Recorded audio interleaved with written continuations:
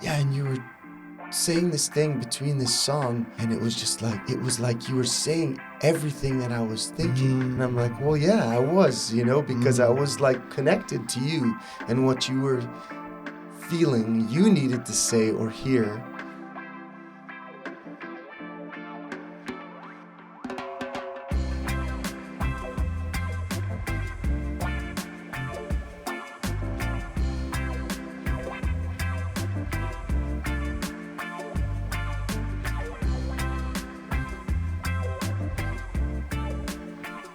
Welcome to the Flying Universe podcast, Mike Love. It's such a pleasure to have you here. You have been playing and creating and sharing your music for, what is it now? More than A few lifetimes. 15 odd plus years, Yeah. maybe.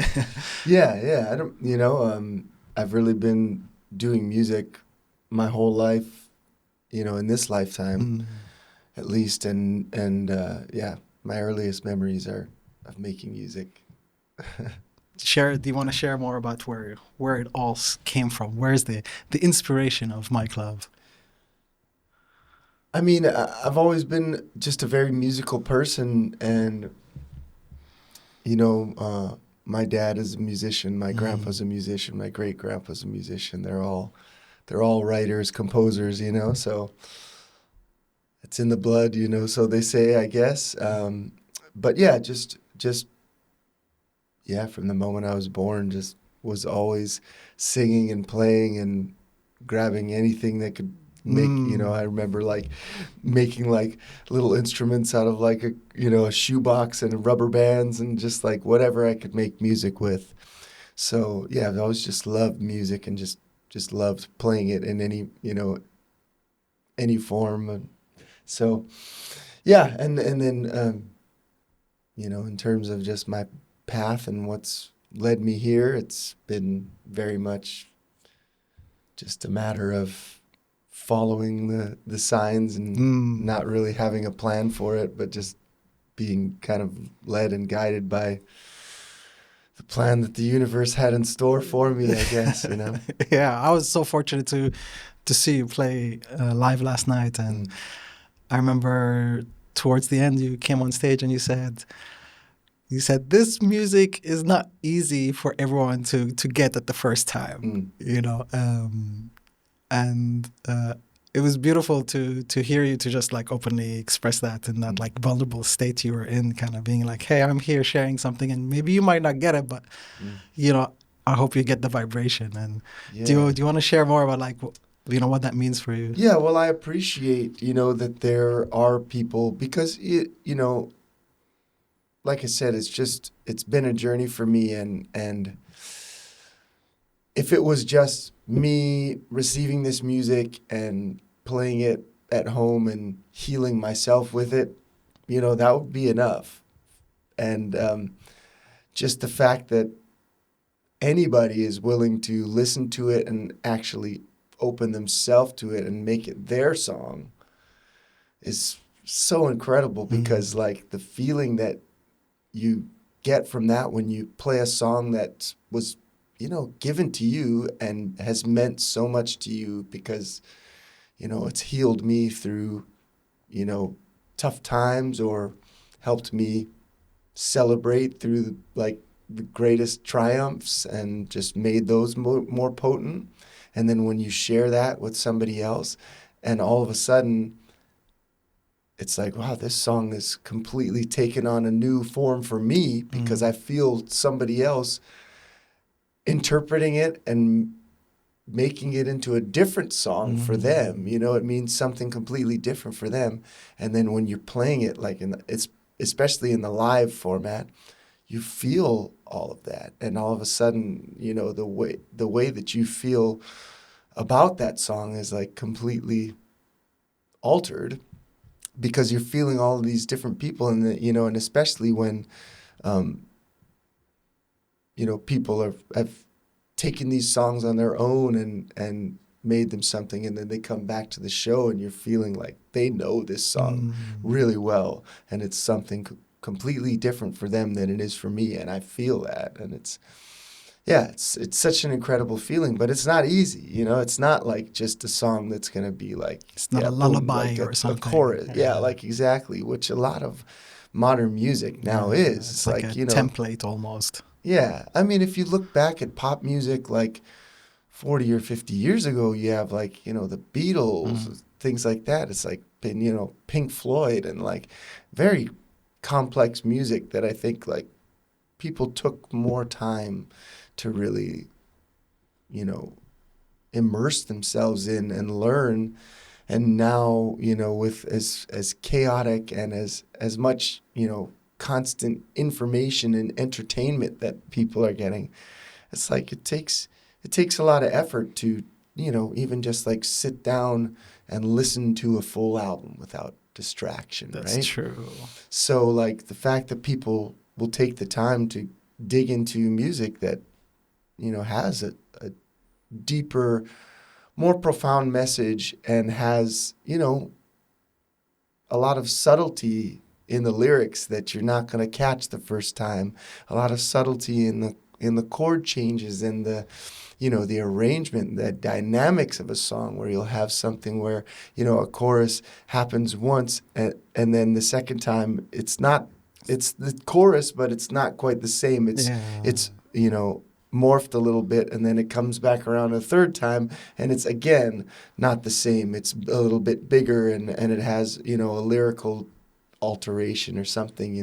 So it's not like, you're just hearing the same chorus three times in the song and once you hear it the first time, you could sing along with it the second and the third time. It's like you have to learn those changes that go with it too. So yeah, I do really, really appreciate that people are still willing to do that, Mm. in this age of, yeah, just distraction. Yeah, and I came to you afterwards and I said you're a wizard, and it's like I felt that your entire set was a journey, and it's like how you said was I don't remember how you started the song, but I just know the feeling of what the song was bringing from the beginning towards till the end of the song or the set, and Right. it's just like you almost taking people like on a journey with every opening and closing, and that's how I felt for me. And you've also mentioned yesterday the the healing aspect, and it's like, can I ask about, like, is healing for, like, you did healing for your physical body, for your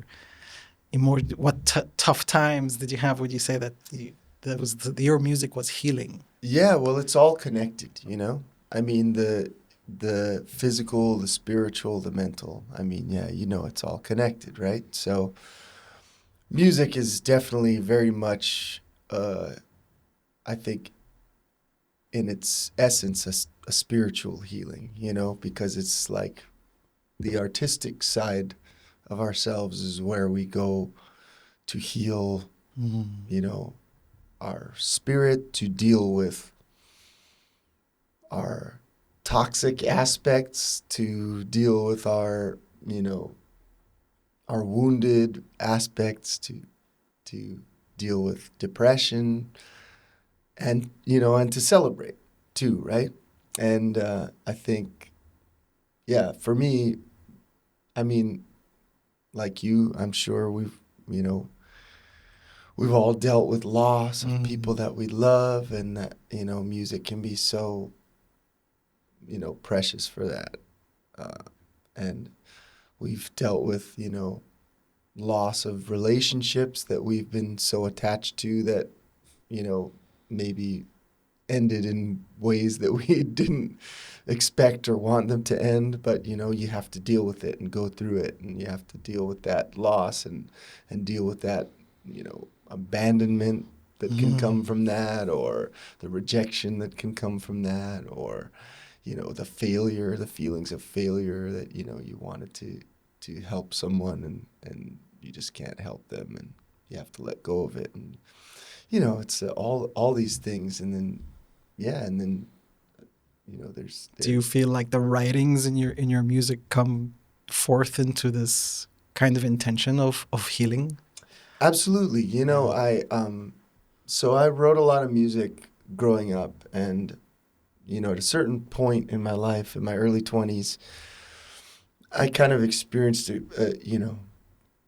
people call it their spiritual awakening, and they Mm. really, I think it's it's a kind of a point in your life where you evolve beyond, you know, just being so focused on the material, and you find some sort of spiritual practice, and that sort of like blows you wide open into this whole world of like, wow, I can access, you know, something beyond what, you know, just that very basic plane of existence. And then, you know, I sort of, that whole thing blew up for me, and you know, of course, I was still playing music through all this, and at that point, the way I wrote music just completely shifted, because I started receiving music, and it was like a big shift for me from like sitting down to write music and feeling like I was like just really trying to pull things out of me, and just, you know, felt really forced all the time, and all the, you know, all that music that I written up to that point was never anything that I was really like happy with, or, you know, excited to share with anybody. And when I did share it, it wasn't like, you know, really met with any kind of like, you know, positive response, real positive response. And then at that point, you know, I started just receiving all this music, and all of a sudden it was like, wow, this is like, it didn't feel like, and it wasn't, you know, something that came from within me. It was something that was given to me, and it was like about, you know, whatever I was going through at the time and experiencing, and it was like things that I didn't feel like I knew, but that I needed to know. And so that wisdom through the music was coming from in lessons, and you know, and healing, and growth came from it. And it was just like amazing, you know. And so when I started to share that music, that's when people really started like, all of a sudden I felt for the first time in my life the feeling you get when you play something that just resonates with somebody else. And then and it's, you know, and it is universal, you know. And so it's for everyone. When you receive something like that, because it's not just from you and just about your, you know, specific personal experience, it it is like it's something I can completely make personal, but it's also something that you can make personal for yourself, because it is, you know, comes from a universal place. So yeah, I think, you know, and still, you know, to this day, yeah, if I sit down and make myself open to it, it comes. You know, there's no point where I'll sit down and, you know, I'll say, okay, I want to write a song, and then nothing will come. You Do know, you have a specific turning point that you always like reference to in your past, where you're like, oh, this is my music is kind of vibrating back to me, to the audience, and something's working into whatever you're creating? Yeah, it was. I mean, I can't like pinpoint a specific moment, but it was just a massive like influx of shifts, you know. And I really started digging into all of these, you know, practices that were, you know, just opening for me, you know, just meditation practices, fasting practices. I shifted to, you know, I stopped eating meat, I stopped eating dairy, I stopped drinking alcohol, and smoking cigarettes, like all these like physical things that for me were up to that point in my life, you know, I think just kind of holding me back. Yeah. And they were, you know, they're obviously like poisonous, toxic practices, but I didn't realize that at the time. You know, I was just a young man experiencing everything. And, you know, I had these realizations. I need to clean out my temple, and, you know, and physically, spiritually, and mentally. And I just, yeah, I just started going wild, and exploring all of these things that I had never really even, I mean, obviously, you know, you grow up and you see like, you know, gurus and teaching meditation, and it's just like, oh yeah, you know, and but like it's, you know, when I had never really up to that point considered practicing any of those things. So when I did, like all of a sudden, it was just a lot of things fell into place, I guess, you know, and made sense. And I'm like, oh, I think I should try, like, I want to try this, you know. And yeah, when you do, you know, you realize, oh, there's a reason why all these people are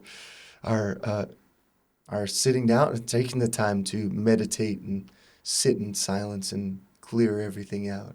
It's like you allow a space for whatever it is you call God to come in, you know? You're sounding much of a guru yourself right now. But I don't really believe in gurus per se. I mean, I believe that there are, you know, I believe we're all on a spiritual journey.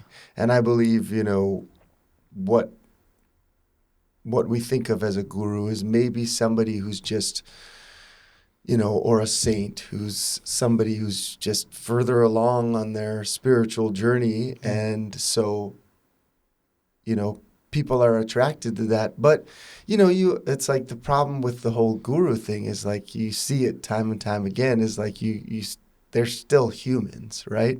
It's like no matter how much wisdom and, you know, knowledge and, you know, amazing music I receive from the universe, I'm still just a human, you know?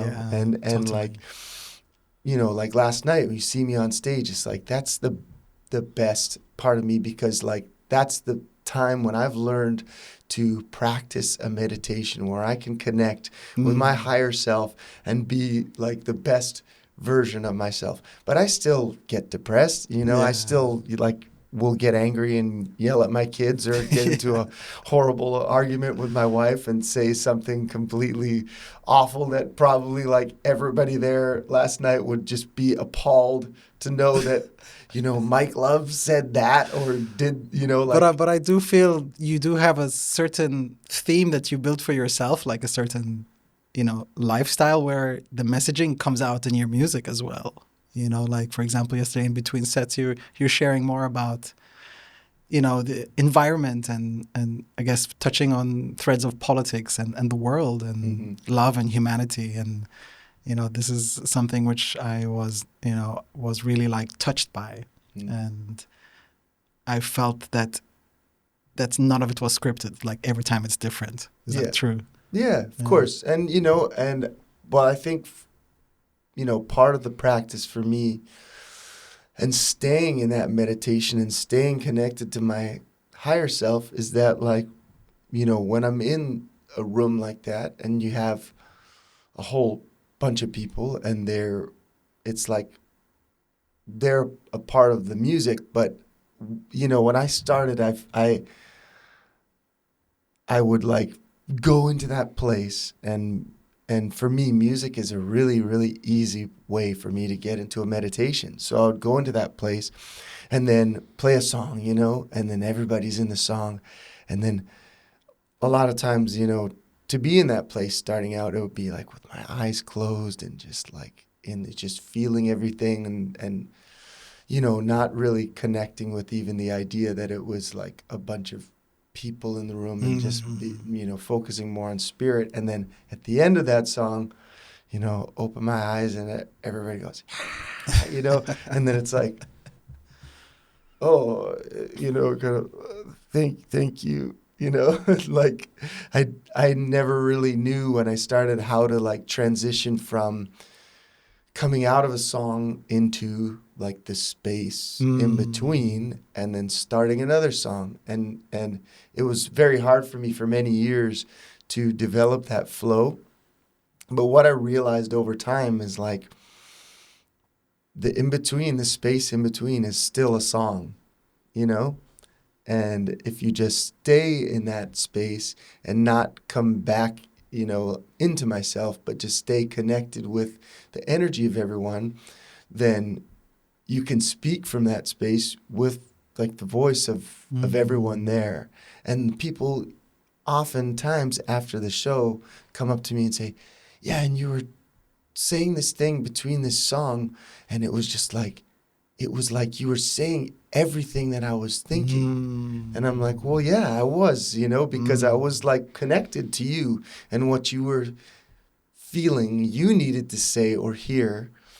And oftentimes I feel like if I'm doing it right, I just feel like I can sort of be outside of myself at the same time and listening to that voice coming from me and thinking like to myself, like, wow, this is something amazing is happening here, and I'm just like witnessing it, and I'm like, I've never said this before, Mm, I've never even had this thought before, but collectively we're all speaking this thing into existence, and it's kind of like what we all needed to hear exactly. That's at the so time. true. Yeah, Yeah. me and my friend, we were looking at each other, and throughout the show, and we're like, whoa, this is, I could feel like we're both sensing like the depth of where you were taking the whole space in, and afterwards we're like, this was a shamanic session almost.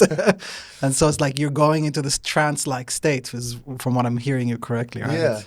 And this is like what's coming out to the audience. And when if you picture your fan base like on a worldwide scale, what is like the message that you kind of feel or wish that they're receiving of what you transmitting for them? Yeah, I mean, there's a few, you know. Um, I mean, I'm a big proponent, of course, of Be Here Now, Mm. you have to realize that, I feel like there are the system that we live in really,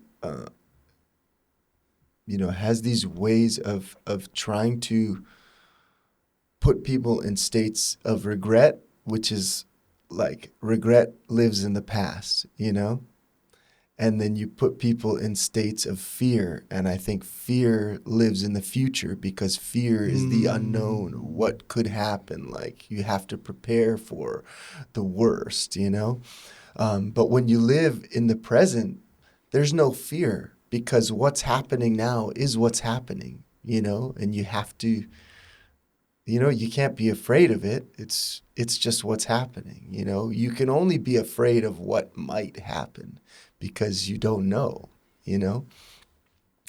But it's always going to be, the future will always be the present when it happens, And if we're here in it fully, then there's no fear.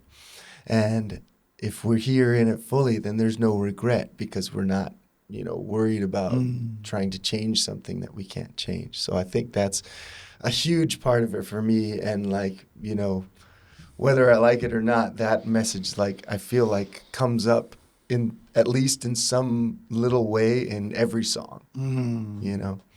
So I feel like that's a big thing for me, and then of course it's like harmony, balance, and togetherness. And, not just the idea of like, let's all live in harmony and peace and balance, but the idea that also as I grow and I'm learning, like, I feel like that state is inevitable.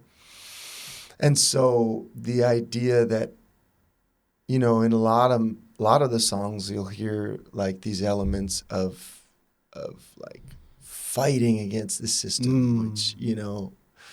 um, which I've learned over time is like, I'm slowly having to let that go because I realize that, you know, that fight and winning that battle is eventually inevitable because everything returns to balance and then falls out of balance again and then returns to balance. It's the yin and yang of the of Mm. the nature of the universe, but the natural state is balance, And like humanity as a whole right now is living in this state of massive imbalance because the powers in control of the system that we live in that are controlling this whole illusion of a system that we're living in are based on the ideas of control and, just living in such a state of imbalance and pulling things out of balance. But naturally, you see the world resisting against that more and more and more as things, and our system is the actual natural system of the universe is always pulling things back into balance. Yeah, And I hear you on that with yeah, especially the last few years, right? Yeah, It's just like it's you could see chaos, but it's yeah, yeah. and so many people, because we're just, yeah, we're being inundated with toxicity and poison from every angle, from the, the physical to the, water supply, the air supply, the food supply. Everything is being more and more, processed and infused with poisons and toxicity to, lower the vibration of people. And then, the, the ether is being, is under assault, and there's just all kinds of, EMF and radio Yeah, waves and so everything that's much, just like we're so under much out assault. there. Yeah. And then mentally, spiritually, we're under assault from the whole, the whole system of entertainment and How do you see yourself in terms of, you know, mainstream? Because I remember yesterday you said something about, this music will, or my music will never be mainstream, but I hope you kind of just get the message yeah, and I mean, receive this. the mainstream is part. I think that whole idea of mainstream is like that is a construct of the system. Yeah. You know, you get people to all agree that like something is the best and we should all listen to this, and like this is the number one song on This the is how it should charts. be. This Yeah, is how and it then should sound like. yeah, but like we're all unique, creative individuals, and that's what actually like makes this world so incredible, is that like we all have something to share, to give, that nobody else could ever have come to this thing that I've come to and do it the way that I do it, Totally, yeah. and that's the beauty of it. Like um and I think that for people to resonate with that, it's like, yeah, it's very unique. Not everybody is gonna like it. Like there's so many things that friends, they like, and they're like, oh, Mike, you gotta check out this music, it's so cool. And I hear it and I'm like, I think it's cool. Like I see the beautiful and unique aspects of it. It's not for me, you know which is fine. And the fact that like people are convinced that there's like these massive broad things that everybody can like, it's like, yeah, I That's just very think true. it's an illusion. And like it really is, there's a science behind Yeah. it, because like they're constantly, I mean, there's always this research going on, and what will feed the algorithm. There's this and specific like music tempo beat that they use for like hip hop, like, and it's like, Right. it's their format of like a winning format of like Mhm. getting something successful, and it's at the same time kind of like, how can I say, slightly hooking the brain into Yeah. being in this hypnotic kind of listening state where you think it's really great, but it's actually very just Yeah. standard kind of song. Right. It is. And that's part of the, the psychology of it, is that, people confuse just knowing something and remembering it with liking it. So when you make it simpler and you create, like if you listen to a lot of modern pop songs, there's actually a very small amount of lyrics, and there's a minimal amount of notes. So you'll have like a melody that's within, 4 or 5 notes in the scale, where you'll hear, in any given song that, I do, it's like, there's 2 to 3 octaves always within the melody. It's like I'm using the whole range of what I can sing almost in every song. But a pop song will have a very minimal amount, and then it's like that chorus comes in first before anything, so that the second time around you already know it, and the third and fourth time around it's like you're never gonna forget it, and then it's stuck in your head for days, you know, and there's songs that like I cannot stand, but they get stuck in my head, you know, because you just heard it walking in the grocery store or something. And then it's such a, you know, it's like a brainwashing tool, yeah, themes. no, that's It's exactly what almost it like, is. like I said, like it hooks your brain into like Yeah. this hypnotic state, and you can't get out of your head, and you're like, Yeah. why is this Yeah, song you're in? like, oh my God. Yeah. But then like a lot of people like don't think that way. They're just like, oh yeah, there's that song. And then it comes on the radio again. Oh yeah, I like singing along with it, you know? So yeah, it is but you have to, what I've come to understand is that like, it's just like there's all kinds of people, and we're all at our own stage of spiritual development, That's so right? true. Yeah, that's so And true. if there wasn't that, and there wasn't like the gurus and like everybody in between, then Like the idols, right? Pop yeah, star idols almost. yeah, right. And like I mean, it's like it's all reflections for us too, Yeah. to really figure out where we're at. So yeah, it's all good, you If know. something really wild came through my mind, and it's, if you were opening up for Taylor Swift with an audience of like, let's say 100,000 in a stadium, in a football stadium, what song would you like open up for this kind of audience? Yeah, I don't know. I mean, like, yeah, it's interesting to think about that possibility or that. It's like almost as if, what are the, let's say, mainstream, the kind of people that we were just talking about, where they're listening to normal day-to-day pop and hip-hop songs, and what would be your songs to kind of reel them in into like maybe, kind of transmit that awakening particle of consciousness, what would you sing about? Or Well, I don't know. I mean, like you said,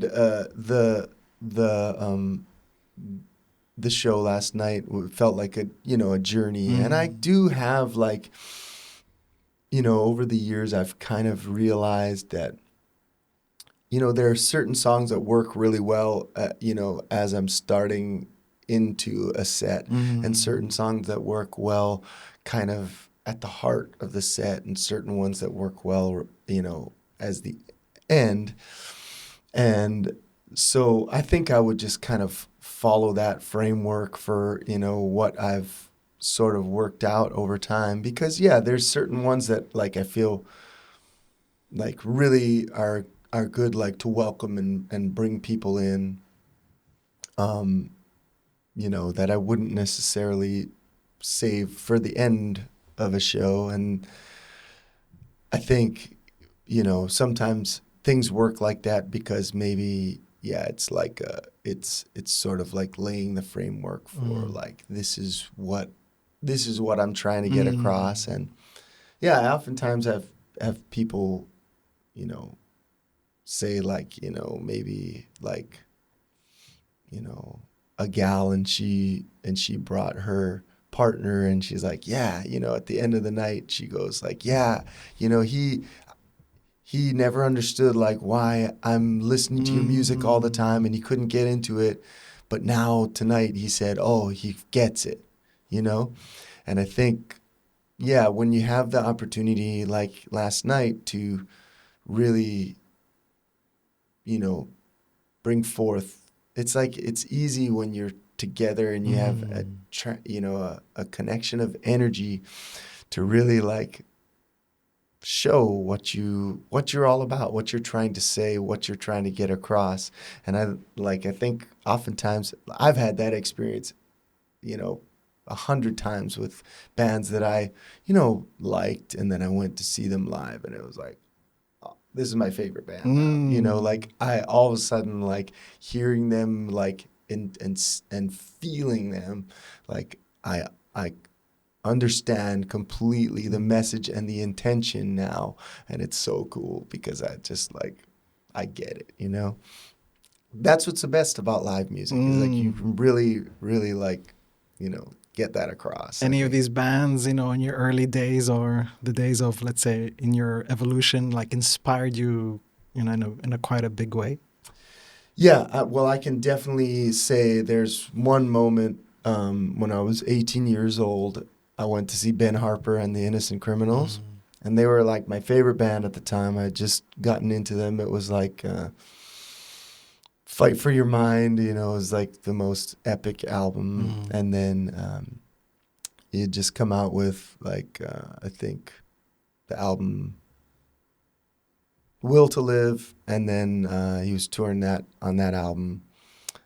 And yeah, or maybe it was Burn to Shine. Anyways, doesn't matter. But I went to that show, and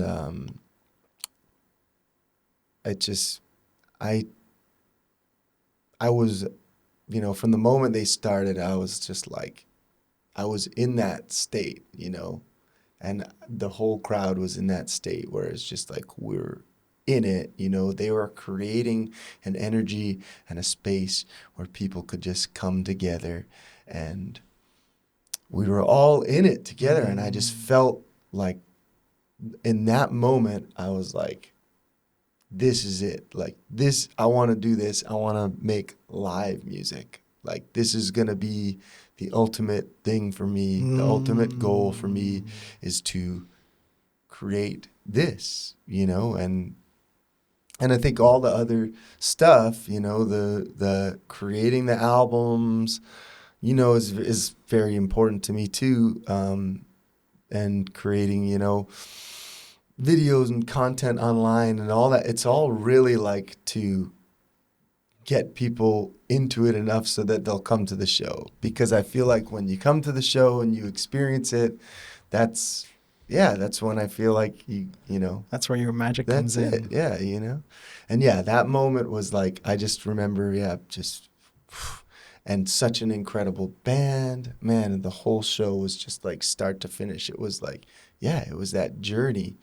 And I just remember like walking out of there like, and for like I think about 3 days after that, like I just couldn't, like nothing else would be in my mind but just like replaying that and like just like realizing like, man, I got to get to work and like and figure this out, like how I'm gonna get to that place where I can do that too. And yeah, I just remember like not even really being able to speak for like days and just being kind of in a state of yeah. So yeah, that was it. But yeah, there's been many times, you know, and many artists since then, and you know before that even. But that was like number one, definitely the biggest like moment for me in my, like I could say I could always think back to that and be like, that was the moment where I knew like this was what This I is was it. here to do, you know. Wow. And when people, like, if people on the street are asking about like what genre you're in, or like what type of music you play, would you categorize yourself somewhere, or? I mean, you know, if somebody asked me, I say reggae, you know, reggae music, because that's the foundation of everything for me. I mean, I think, you know, it's a really, you know, I've spoken, you know, negatively a lot about the time that we're living in and the aspects of the system. But one, you know, one of the great, you know, amongst the many amazing things about being alive right now, is that we have access to, you know, so much information. We have access to all recorded music. I mean, like, there's just like stuff that's been archived and sitting in tapes in a you know bottom of a basement that's been like taken out and digitized. And so, you know, you have like all these incredible recordings that have been lost for decades, and you know, and then just like every, you know, artists like me that, you know, would never get a major label to ever look at them. And 20 years ago, you'd have, if you hadn't come to my hometown and heard me playing music, you'd have never ever heard of me. But because of the, you know, digital distribution of music, like we can easily, you know, somebody can make an album with their phone and you know, spend $60 and upload it to every platform and be able to have you access it anywhere in the world. So, because of that, I grew up listening to reggae music, to classical music, to flamenco, to jazz, to blues, to classic rock, to modern rock, to grunge, to all of these things, and I love them all, and they all found their way into my music. So to categorize yourself as a modern musician, most modern musicians will say, "Oh, I don't know, I can't." You just can't, because you're like, and there's like endlessly these like alt punk, cobra, goblin, grunge, post, whatever, these genres that come up that like, it's like, it's impossible to categorize it. But the reason why I say reggae music is because for me, roots reggae and Rastafari was like what really started me down this path. And that music, I just love that it was, for me, it speaks to me, and it spoke to me because it was the first time that I found music that was like really constantly, focused on the depth of the spirit, bringing people together, unifying people, singing about love, peace, harmony, and at the same time, thinking for yourself, revolution against a system of control and oppression.